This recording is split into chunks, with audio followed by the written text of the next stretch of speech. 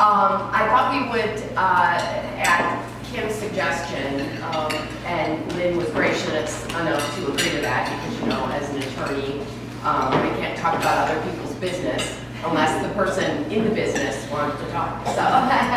So what we're going to talk about today is using the sale of Lynn's business kind of as a metaphor for what you do when you sell your own business. And so we put together some tips on selling your business, and we want this to be as interactive as possible. So please ask questions as we go along, because that will make the presentation all the much stronger if we know what it is that you guys want to talk about. So I popped the slide up. Really, it's just kind of a roadmap for what we're going to talk about.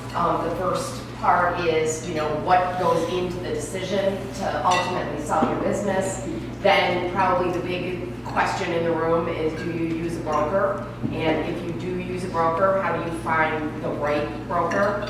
And then really kind of what the basics of a sale deal are, and some of the trials and tribulations that business owners face when they go through the process. And then really kind of what happens after the deal closes. Because there's a lot of psychological impact that you don't even think about, and a lot of times you're in bed with the person who bought your business for a certain amount of time after. Not always, but that's more common than not common.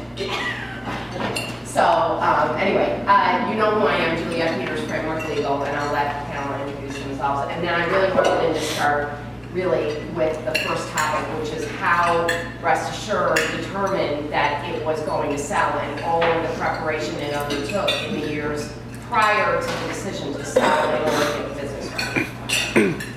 So I'm Diane Thomas with Sales, and we use a sales, merger, acquisitions, and succession plan.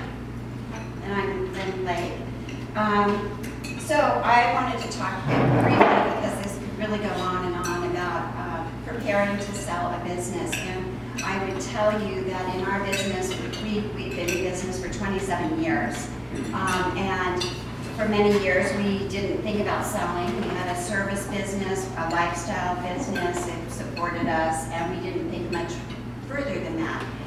Post 9/11, we felt like business was flat. What do? We hired a consultant, and we got a fabulous consultant.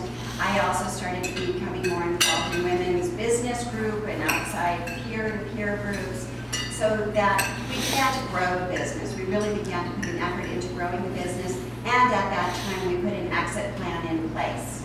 And one of the things I cannot stress enough is that no matter where you are in your business, it's a great idea to have your exit plan. It will change, it will morph over years, but if you have a plan out there, you're always working toward it a little bit. And it may not end up being what you thought it would be, but the important thing about having an exit plan is you start putting your business in a position to look really good to somebody else.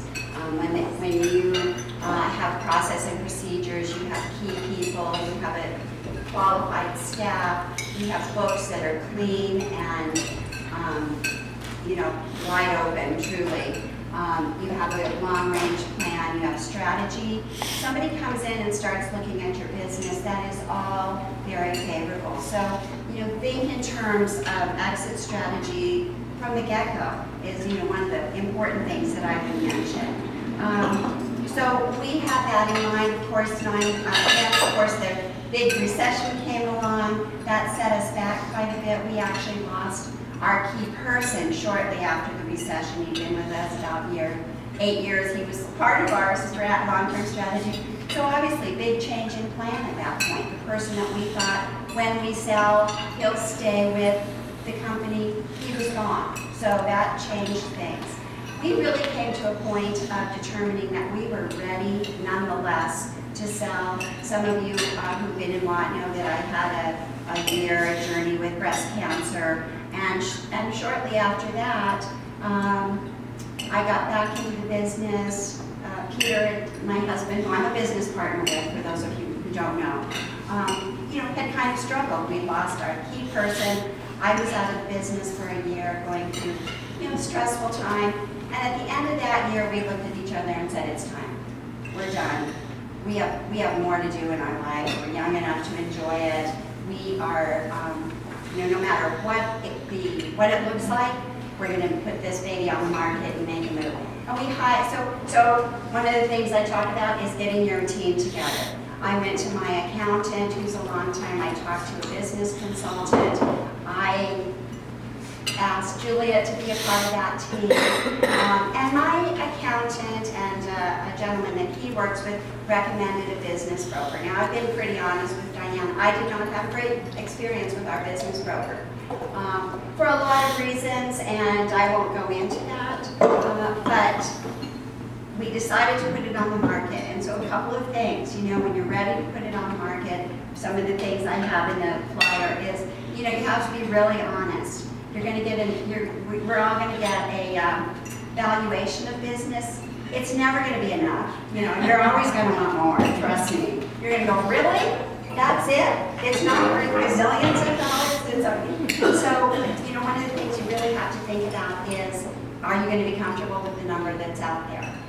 In our case, not only were we putting our business on the market, we own our real estate. And so we wanted it to be a package deal, which made it a little more difficult because we're looking at a big warehouse, big piece of property, and we wanted it all to go together. So we started the process, with those two ends in mind.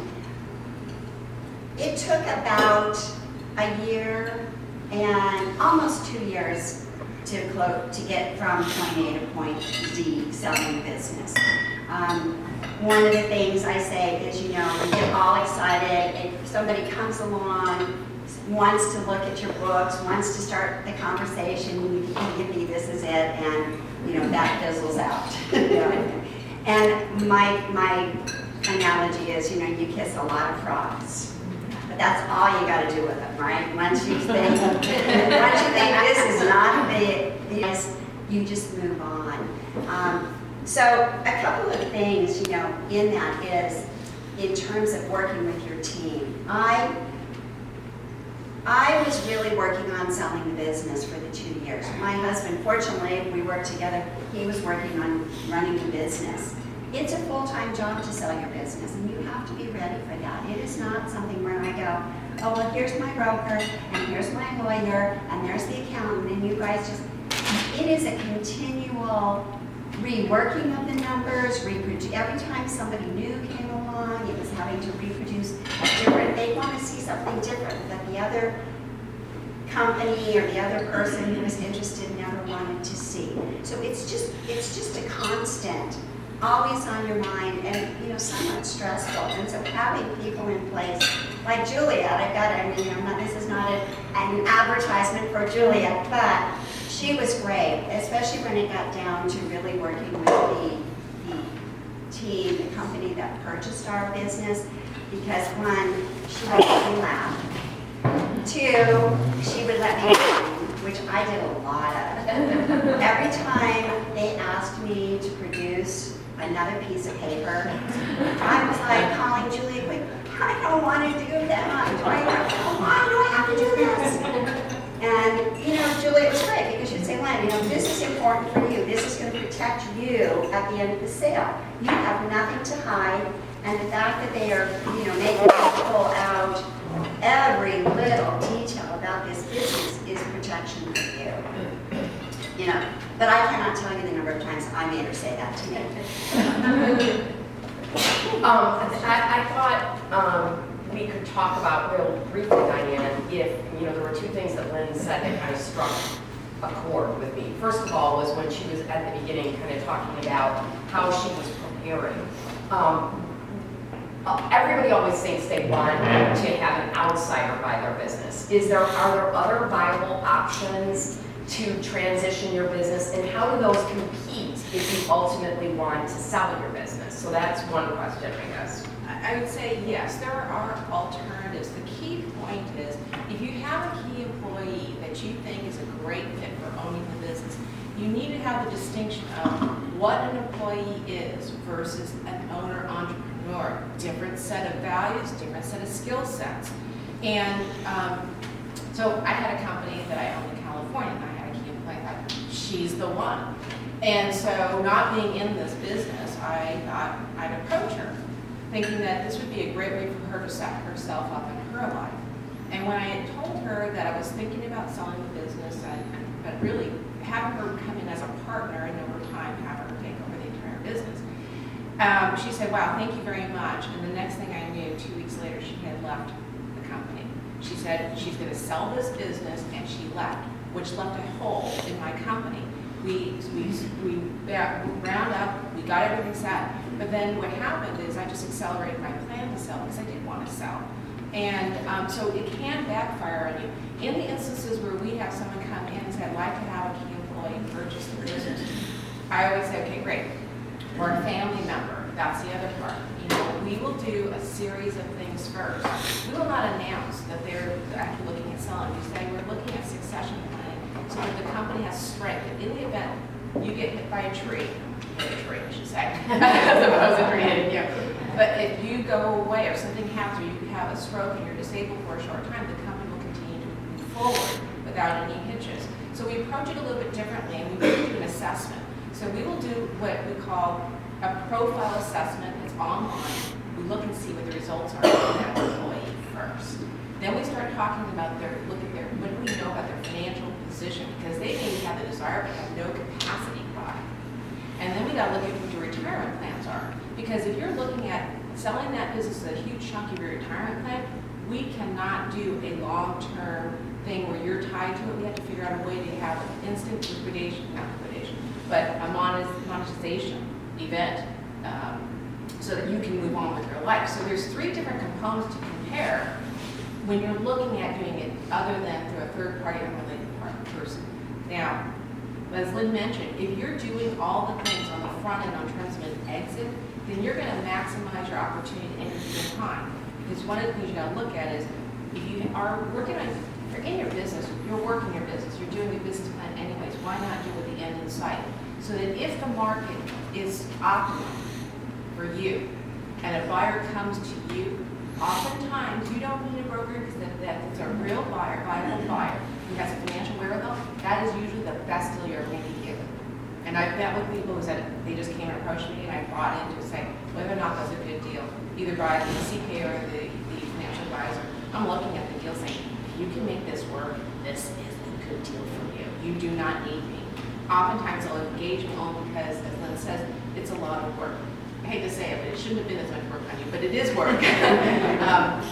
If your team working in tandem with each other, because your broker or your person working should know at a basic level, these are the things we're going to need. I need these things on a quarterly basis. And the nuts and bolts of what make your business valuable, these are the reports that go on a regular basis. And we got to make sure that's automated so it's a push of a button, easy to update. And if you can replicate that and put that in place, then they see that, oh, they're managing their business by metrics. If I ask for a report, I get in a couple hours, that tells me something about their systems and their business and how they run it, increasing value, called perception. It's real, but do you see what I mean? If it takes you 3 weeks or a month, I mean, they don't know what's going on in their business. That's what they walk away with. And let's talk about, for a second, kind of gathering your team and how you look as a business owner at kind of getting those resources around you. And then Diane, you can talk about, because I also, you know, I always recommend Diane because I know she has, first of all, owned her own business. So she gets, besides the iteration of the business she owns now, she owned a business, she gets it. And so, unfortunately, there are a lot of business brokers out there who are really, truly glorified real estate agents. That really is their licensing. Nothing wrong with I heard that. Juliet. But, go ahead. Can I ask you a question? So, opening your books to random people who come in and then it doesn't go through. So that makes me nervous, right? Yep. Showing my books to somebody. So number one, our books are organized more by customer, and I'm afraid of somebody coming in and looking at our customer base and Yes. using that as a potential poaching thing. So how That's do real. you sign Coaching is real, so there's a way to manage that. Go ahead. NDAs or something that you Yes. sign before you? Yeah, I mean, everybody signs non-disclosure, you know, the confidentiality, non-disclosure. But I was certain to say, you know, obviously for most businesses, it is the client base. I never divulge my client base. They asked, Up until the very end. even during when the real buyer came along, and then we worked with them probably for 6 months Yep. before we closed. I never gave them the client base. And that's actually why it became difficult, because when they wanted to see updated, I was having to go in and redact names, on a continual basis, because I was giving them the numbers real regularly, which was, as you say, was relatively easy to do. But I had the capability in my system that we had a custom computer system for our business. I could generate a lot of reports, but then I'd have to do a lot of redacting because I refused to give them the name of the clients. And what is the value of your company? Is the value of your company tied to your customer? Well, you know what they would do, we really worked on this. I was fortunate to talk about team. I used a lot of different, when we first were putting this on the market, one of my nephews was staying with us. He was getting ready to go off to Johns Hopkins for his master's. Kind of a smart kid. He was the one who did all this report compiling, redacting, and he came up with a system he gave all the clients code names, so that then throughout the next year and a half, as those questions were asked, we would have to go in, because of course the clients might change their rank based on, because it was value ranked, we'd have to go in and redo all of that. So it was time consuming from that point of view, but certainly doable, because I was very, I was concerned about the client list. That's our business. And that is, I don't want to say it's common, but there are people out there who are looking to, particularly competitors, mine information. And so you want to be really sensitive to that. And having an NDA, all business transactions have an NDA. That still doesn't guarantee necessarily that someone doesn't have nefarious intent. But coming up with a system like Lynn did, which gives the business who is purchasing you the ability to have transparency into the numbers without divulging the clients, is key. Because because you have to, if you want to play ball and this turns out to be your buyer, you have to pony up with the information. But you want to do it in a way so that if stuff blows up, right? Because there's always a potential something's going to blow up. You want to do it in a way that is smart and that you're not divulging until the very end the whole enchilada, so to speak. So You need, the buyers have to be qualified at so many different levels, and every time they take a step, you're lifting your skirt a little bit more every single time. And it's a function of how you do it. So there's a process, and so if it's a small business, oftentimes, what we'll do is we'll talk to the buyer by phone as opposed to just sending off an NDA, getting it back and sending out all this information. But talk to them, find out about them. If we think they're related to your industry, what we're going to do, we're going to pick up the phone and call you first. What do you know about this person? Actually there are, it's weird, but there are certain small business segments that people think they go on to the major traffic sites and they want to see who's up for sale. And they have no intention of buying. It's just kind of nosiness. Those on the very small end, on the bigger businesses, not so much. However, I will say this, when you're looking at having a strategic buyer, absolutely, that is a compelling issue. It needs to be addressed, and it has to be a strategy on the front end before you ever announce. So we've done things where we put something on the market, it's extremely vague, and the minute in which we have a person in the industry looking at a company, we pull it off, all data off the internet, everything gets pulled. Because we want to assess who they are before we can find out any more information and determine whether or not we're moving forward. And then we pull everything off for a good period of time before it goes back out, because if it doesn't turn out, we don't want to make it look like it's still available. yeah, and I think that's really key in Lynn's case, because the first time, the buyer was not a strategic buyer. The second time it was very much a strategic buyer. And for a sale of a business, right, having a strategic buyer that's the gold standard. However, that raises the risk of somebody wanting to get all nosy in your business and get competitive data without actually closing the sale. So that is not what we had here, but we tried very, very carefully, because that is the type of buyer that ultimately bought the company.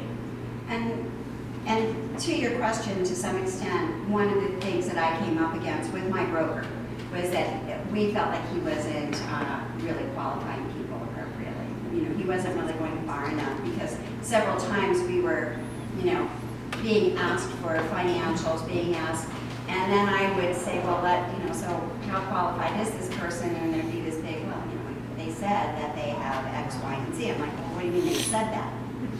Why am I spending, you know, my Thursday night out to dinner with these people that we don't know if they're qualified or not? And so, you know, obviously, and I take full responsibility for that. And you know, we went with a recommendation, 2 recommendations for one person. I really didn't shop for a broker. I thought, these 2 people are telling me they like this broker.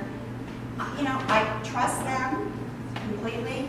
This guy's going to be good. He wasn't right for our business. You know, I didn't think he was dishonest. I didn't think he was right for our business. He didn't understand our business. I didn't do enough vetting. I really didn't, and that's on me. But you know, it caused problems, and it caused me to have to really push back. You know, for us, we felt like he immediately went the route of putting our business up on a business website. As most of you know, our business is a little bit unique. It's not a moving company. And so here was this description of the business, and I will tell you, within about a month, clients knew we were for sale. Our employees were hearing out there. Anybody could go on Biz Buy Sell and look up, I don't remember if it was under moving exactly, and there was this description that was, you know, sounded like Rest Assured. And so that went along. We asked him to take it down, which he did. Then we started not having so much interest, and he wanted to put it back up, and we said, no, absolutely not. Our plan was always to go for strategic buyers. Our plan was that we should be contacting businesses in other states that are like our business. Let's try New York, Dallas, Miami. There are companies out there that do exactly what we do with the design world in other states. Start making phone calls. And that's what we found our, and within truly a month, we found our buyer. And so, you know, timing was everything. Would that have happened a year earlier? I don't know, but you know, that's what really worked. And so I think, you know, Diane and I both say on this, you know, list, go with your gut. We knew, Peter and I knew the kind of buyer we wanted. We knew who would work. We know that our business is not a simple business like most of ours. It takes a certain amount of knowing about logistics, trucks, design, fine furniture, art installation. You know, we knew that there were other businesses out there that did that. So go with your gut. You know your business best. And so when a broker clearly isn't getting what it is you do, this person had a different set of expertise in terms of businesses, and it just wasn't a good fit for us. And I think for me being a part of the team, what I always get concerned about is if you have somebody else on your team who's trying to shove your other trusted professionals out of the way, or not use paperwork that you know to be, like for example, a real estate contract. When I said, and I'm certainly, not taking a swing at Mickey because she's an expert in what she does. However, if tomorrow, Mickey showed up to sell your business with a real estate contract, that would make you go, no, it's a completely sort of different framework, and that is not going to give you the protections you need as a business owner down the road if that's what you're getting. And so to me, a red flag is always if you have a professional on your team who doesn't want to work with the other professionals, that is not the right kind of a resource, because you need your whole team working together in your best interest to get to the finish line. And so I think that's the issue. And Diane, I know because I've heard her talk to people, approaches this in a completely different way. And so I would really like her to, for a couple of seconds to give sort of a tip on how you find the right resource. The thing again, it's really going to be your gut, because at the end of the day, day, you have to trust that person. It's your business. You're trusting them with a very valuable, like the highest value asset on your personal balance sheet. And you're trying to monetize that so you can move on with your life.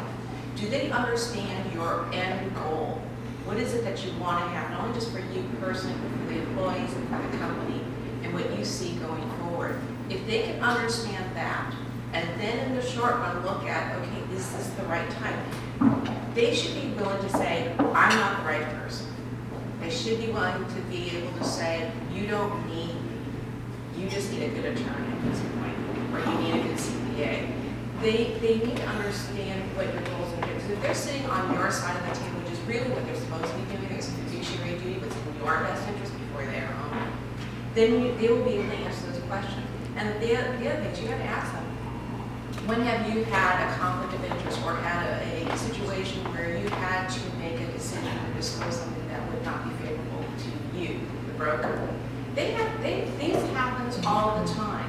What you have to know is that they're going to make the right decision or provide the right information for you to make the decision. It's your business, it's your decision. And so that's going to be key. It sounds very vague, but as women, you're going to find it's going to come to be much easier. It's harder for me to do that with the men. I said, look, forget about the dollars. I understand it's a good deal. At this point in time, you look across the table and say, do you see that person being successful in your business? Because you do have some contingent liability in your leasing space. Because oftentimes landlords will not release you as a secondary guarantor. Or if you're carrying a portion of that note, you will not see that money unless that person is successful. So at the end of the day, you have to provide that kind of feedback. I've come across brokers who will say, Diane, wouldn't you care if my buyer's paying on cash? That's nice, but the reality, the reason why I'm bringing up the concern about their ability to run this business is because the business owner, it's important to them that this business succeeds because it's important. That's one of their main things, not just about the money. So those are the kinds of factors that we have to consider. And again, it's just going to be really for you to determine at a gut level, because that's always generally right on. Yeah, I was going to ask this after you were all done, but because you mentioned something, I'm going to ask it now. You said that when you look across the table, do you want this person running your business? So, Mickey, if I have a house on the market, For me. I'm in space today, yes. So if Mickey has my house on the market, she's my broker, and she's got the house on the market, and somebody comes in with a full price offer, I have two choices. One, I pay her a commission and not sell my house, or I sell my house, right? Yeah. Right. So I'm looking across the table and I see this person and I hate your guts, but you give me a full price offer on my thing. Do I have to sell it? Or do I get deemed? Does it It work the same way? depends on the contract you have with the broker. Right. Because the only way this is my interpretation of our contract, other brokers will have it too. They'll say, I got a full price, all cash offer, right? I've met my requirement. Right. I look at it this way, they haven't gone through due diligence.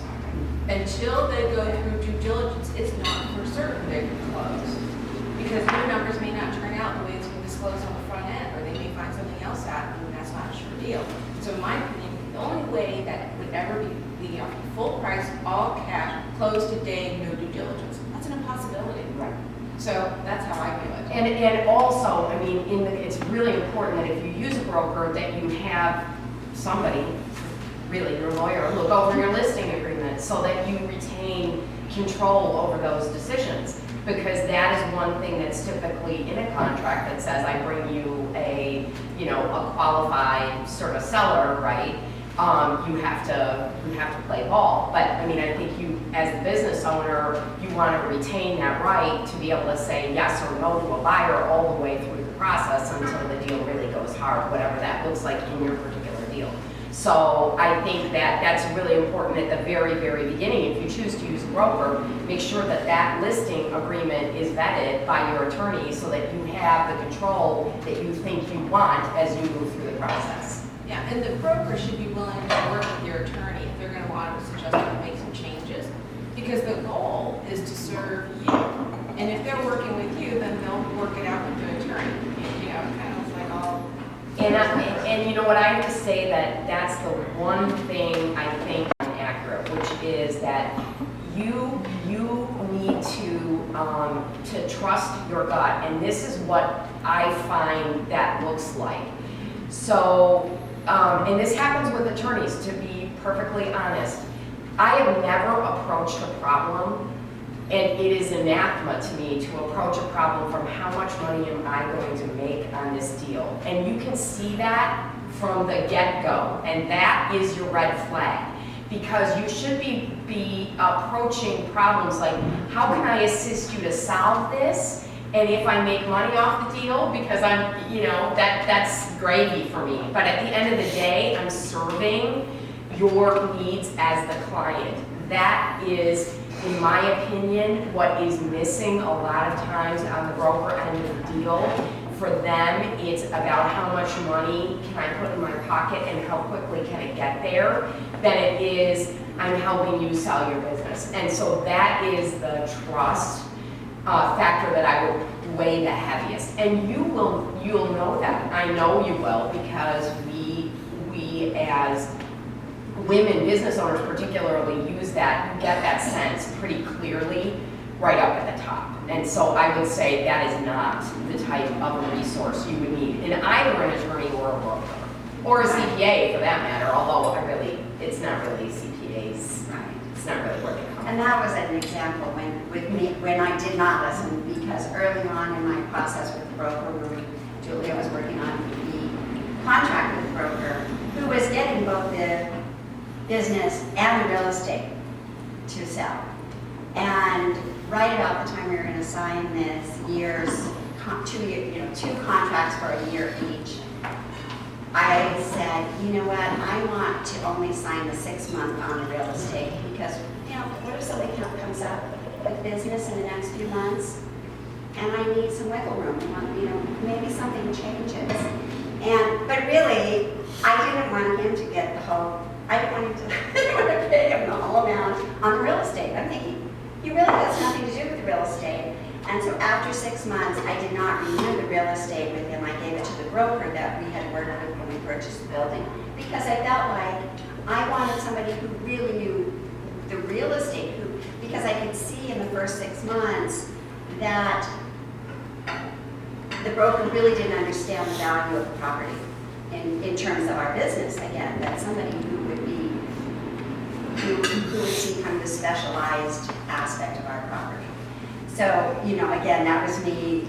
At that point, I should have just said, if I'm really feeling this way, maybe this isn't the person I ought to work with. And I didn't go with that. So there were a couple of times throughout. The other thing I would say is going through the due diligence, or getting up to the contract area. Again, our broker, he did for the most part bow out, because he knew I was working with Juliet. And, at that point, Juliet took over. However, we had again, one of those moments, I woke up one morning and looked at my husband and said, I don't think we should do this. I was, ready to pull the plug on the deal. And it was funny because working with another woman, I had received the final contract, well, not the final contract, I had received the contract, the purchase contract, and I sat on it for 2 weeks before I sent it to Juliet. And finally, Peter and I walked into Juliet's office after 2 weeks, and she just started laughing. She's like, what is going on with you? And she said, you need to really think. So by that was, I think, a Friday or a Thursday, and by Monday, we sent a letter to the buyer saying, this doesn't make sense for us. We think you're the guys, but we're not there. And they immediately said, come back to the table, we want this business. And but that was great, because working with somebody, I don't think a male lawyer, not that we're here to just plug all the women, but I don't know if a male lawyer would have said, so what's behind this sitting on the contract for 2 weeks? That was definitely one of those, kismet moments where, and I just laughed when she said that. I went, yeah, I know, right? So, Well, and I think that's a good point, which, to raise, which is as you go through the deal process, things can change. In Lynn and Peter's case, the broker did not do them a service in terms of how they structure the deal. And so, as a team, we were able to say, okay, we need to kind of regroup. And I knew that once we hit the sweet spot of the number, that the buyer on the other side wasn't going to walk because they knew the value of the business at this point. they had done enough due diligence when we decided that it wasn't going to work for us. They had done enough due diligence to know that we were solid. Yeah. And even from that point, after we kind of recast the deal and the numbers then worked, from that point, which was about the end of, it was like August, right? It all the way up until closed. December 1st. Yeah, in December. And so that process can take a really, really long time. And there's a lot of iterations of the contract that go back and forth, a lot of details where you're going to get sick of it and say, why does this even matter? Who really cares? But the numbers are really high as to sales that go poorly after they close. And so you want to make sure that you're taking the time to be able to review everything and understand it. And if you've got questions, you need to vet them with your CPA, vet them with your attorney, vet them with your broker, so that you fully understand what it is that you're signing at the end. And it's going to be this much paper, depending on the business. Literally, not kidding. So that is accurate. We measure it in inches. So anyway, You kill a lot of trees. yeah, you kill a lot of trees. So, but you really, really need to kill those trees in order to get to the point where you really understand. And what always makes me laugh is whether or not I'm helping a seller or a buyer is this idea that, well, why do we, what do we need to have those disclosure schedules for? That's just form. No, that's the deal. That is the meat of the matter. You need to know every scrap of paper and every asset that you're buying and or selling, and what you're promising that you gave them and what they're promising you. Because that is kind of the heart of where the issues arise if they do arise. Okay. So. And I think that that's at that point when you start doing the disclosures. Toward the last couple of months, I bowed out to some extent. I really did, because that's when you can get, ticked off. You get mad because the other lawyer says something like, he'll make some rude remark about, you'll see something and he'll... My secretary's at lunch, can you type that? Yeah, yes, Juliet being the secretary from, this guy from New York. I'm like, you've got to be kidding. But just stuff happens that is very annoying, and, we get our little egos involved. One thing that happened during that process was Ann Ewan talked about when she sold her business. I don't know if some of you were here that day. And it was really good for me because I was having one of those, I hate this is driving me nuts, I don't care if we sell, I could run this business for a few more years. And Ann got up and talked about service businesses, only a third of them sell, and there was going to be a rush to market pretty soon with baby boomers, et cetera. And I was like, okay, chill out. But I was also very fortunate because I did have Juliet who, truly must have read every line of the contracts. I don't know how many times. She brought in a fabulous real estate lawyer that I actually never met face to face, but had many conversations with. So the team that, I started the team, Juliet rounded it out with a real estate lawyer, with Chelsea, who's an admin, who actually came over to my office one day just to search my computer for stuff. Because I knew I had it, I just couldn't find it, and she did. And I was like, wow, how'd you do that? So those kinds of things, were great. And also, I was very fortunate in that a very dear friend helped, once Juliet kind of prodded us to consider renegotiating, he renegotiated the deal with the people in New York who bought us, and also read the the contract over and over and over. And I got Stephen, so I knew that he was on it with Juliet. Sometimes I could see emails flying back and forth between the two of them, and I trusted them. And at that point, I didn't have concerns about, do I need to read everything? I don't get half of it. They do, and I'm going to trust them, and I'm going to trust that they're going to call me when they need me. When they need Peter and I to weigh in on something, I'll get a call. I'll say, they're going to say, read that email I sent you. And I wasn't not reading them, but there were times I just thought, geez, I have no clue what they're talking about, and I'm going to go with this. So that was great to have that trust. One of the things that Lynn mentions, I think is great, when she said she brought someone else in to negotiate, whether it's your attorney, the broker, or someone else.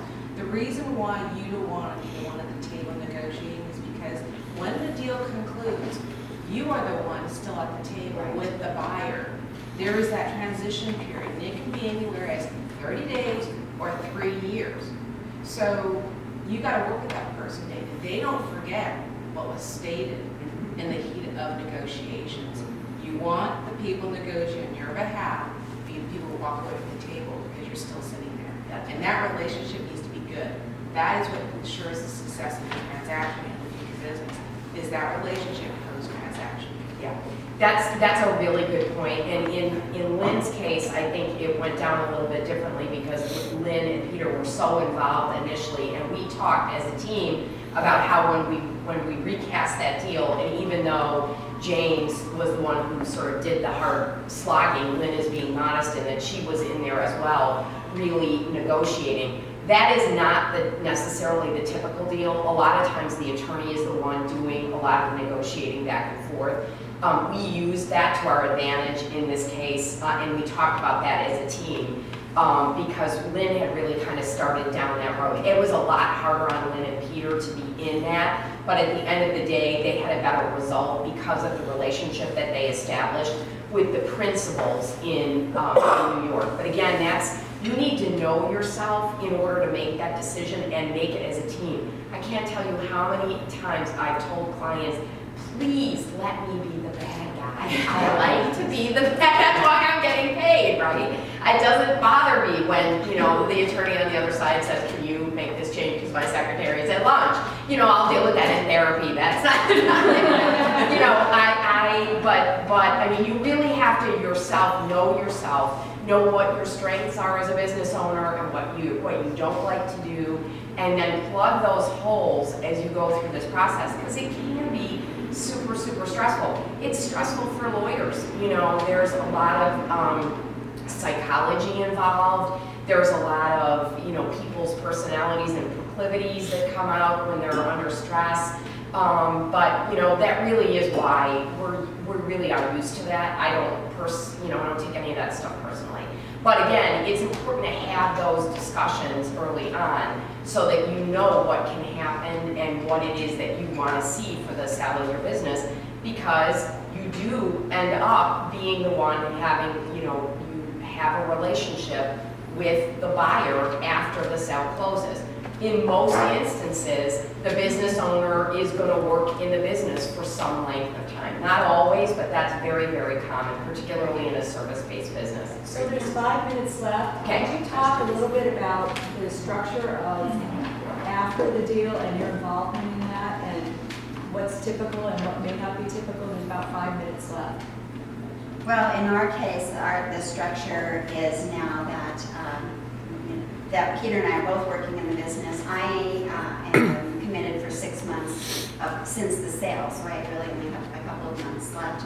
And I'm only part-time, and we're really hired as consultants, so it's actually a separate contract from the sale of the business. And I feel like we crafted a pretty tight contract on that with them. So my job is simply to help transition clients. So I spend a lot of time calling people and going to lunch and having drinks. And I think it's somewhere between 90 days and a year. In a sale transaction where there's SBA funding, the SBA doesn't want you to have anything over a year. So that is really kind of the window that you're working in. Yeah, and Peter's staying on for a year. he's really the logistics, day to day, and I think part of it, my sense is, and you might have, part of it is they don't want us out doing something else. I have a sense, one, they really do value. They saw what, especially Pete does in the business. They know, we've talked about how that's, he's the guy that made the business grow, and over the years, so they definitely saw the value in keeping him. But we also had to have a very, I would say, somewhat broad-based non-compete. Originally, they weren't going to let us, do any business anywhere like, west of the Mississippi. And we're like, you know what? We're born and raised in the Southwest, and we cannot rule out having or doing something similar in some state here. But so we had to knock out Arizona and California. But we left a few states available where we thought we wanted another business. We have no big plans to do that. I don't think they're really interested in your non-compete. They actually see value. Yeah. Honestly, Yeah. I really do. In keeping it, yeah. But they want the owner to stay on for that period of time. It's because there truly is value. Yeah. They see the skill sets, they're willing to pay for that so that it is retained in the organization. Yeah. So. I have a question about after the deal closes. I think one of you mentioned that a lot of times, even after it closes, it fails. Yeah, What that, would you say a percentage is that happens? well, after, when we had the economic downturn, a lot of businesses failed because, and so that's really probably not the best, most indicative scenario. So I'm going to have to go pre-recession, and I would say I can only do it based on my experience. I only had one where it failed, but let me tell you what the buyer did, and we told him not to do this. Said, don't change the name of the company. Don't terminate relationships with clients. And it's like, what do you buy at that point? But you can say these things in a way with a buyer as you're talking with us, like during now, let's talk. So we did after that. It was within a matter of months. The person just completely destroyed the business. And the reason why, and that was one where we did not see. We spent time talking about transition right now. As we get closer, because it's like eating an elephant one piece at a time. As we get closer to close, that's when we transition the conversation. We're working on trying to deal stuff, but then we start transitioning the conversation with the buyer and so on, post-transaction. How are we going to work together? What's a good plan? So that there's a nice, smooth schedule even down to that, so that we know. And then we check back. We do. We check back, see how things are going. If there's a problem, we're the first ones to pick up the phone and call the seller. If there's a problem, can you step in? Can you help? Can you go out to lunch? Do something to support the company. The only other time is, it's a recent one, and it was not our buyer, and it was not one of my agents was handling the deal, and in that case, I was brought in because they couldn't get the contract negotiations concluded, so I stepped in, and on a Saturday, we got the thing put together, but I had enough time with the buyer to kind of get like a red flag, so I called up the agent and said, what do you think of this buyer? I'm concerned. And he says, well, the other broker says it's really good, blah, blah. I said, I don't want to hear really good. I want to hear more hardcore specifics. So I called the other broker and said, I've got concerns about this person running the business. These are my concerns. What do you know about him? And he says, he is an excellent professional, blah, blah, blah, blah, blah. And I said, okay, I'm not trying to end the deal. I'm just voicing a concern based on my interactions and how he has people skills. This is a service business. So I said, okay, fine. I asked the seller, do you have any concerns? No, we get along fabulously. Well, I was right. The guy, it turned out, he ended up in jail. No, and I'm not kidding, and so, the business is not going to succeed. It's not there. So, sorry, go ahead. I just want to know, like in a situation, how do you break it to the rest of the team, especially if you're in a situation that you might partner up with one of your key people with the intent that they buy you out, but what happens to the rest of the team? What is the best advice, I would say, to make sure that the rest of the people know that this is that there's interest, nothing's going to change for them, or they don't feel left out, or I'm sure, it varies. We did not share any of this with our employees while we were in negotiations or under contract. They didn't. So the day that we closed, or the day before we closed, the owners, the two owners from New York came into Phoenix. They brought their GMs from Dallas, Miami. They brought GMs from 5 cities. They brought the 2 people who were going to step in and run our company. And we did all the paperwork, and then that afternoon we met with our staff. And it was kind of interesting because, obviously the staff walks, we have this big meeting at 4:30. We never have to eat. We have morning meetings. We don't have meetings at night. So all of a sudden we're having a meeting at night. And so they weren't surprised. I mean, I would say they were not taken aback by it. And they knew, it was really nice because the new owners assured them that, everybody was going to be kept on. They valued their expertise. That's why they bought the company. I mean, it really, and that just has to continue, that, they are assured that they're worthwhile. So far, it's been 3.5 months. They've let one person go for cause. But other than that, everybody has stayed on. And they're also saying, besides which, we're a big company, and you can, if you want to work in LA at some point, you can work in LA. So I think in my case, the team is getting a lot of reassurance that there's more room for growth. There's more room for money to be made. That this is a good thing for everybody. It wasn't just about Peter and I. And that was important to us. The meeting is technically over. Yeah. For those people that want to stay, and if you're willing to stay for a few minutes. Yeah, absolutely. There's tips on the table as well. So I'm just, oftentimes when we talk about transition, the announcement, that's why you want to have it very confidential. You don't want to tell your employees until after it's concluded, because you want the 2 parties, which is highly recommended to be the ones announcing, because not only will the employees trust you as their employer, and if you say, we vetted a lot of prospective people to who's going to lead this company forward, and we believe these are the right folks to take the company forward, and this is their plan, and they're talking about what's the future and how there's growth opportunity and for everyone, that's probably the best scenario, And I always say, do it in the morning, and don't do it on a Friday, because you don't want people to go home on the weekend and freak out. You want to do it when you're going to be with these employees to assure them all through the week. Yeah, that became a big thing for us because we were supposed to close, early in November, and then we didn't. And all of a sudden it's Thanksgiving. Well, we can't close on Wednesday before Thanksgiving, and then we can't go. So we kept pushing it back. And it was just because of those weekends and timing. So. Closing creep is real, people. It happens. Thank you. Yeah.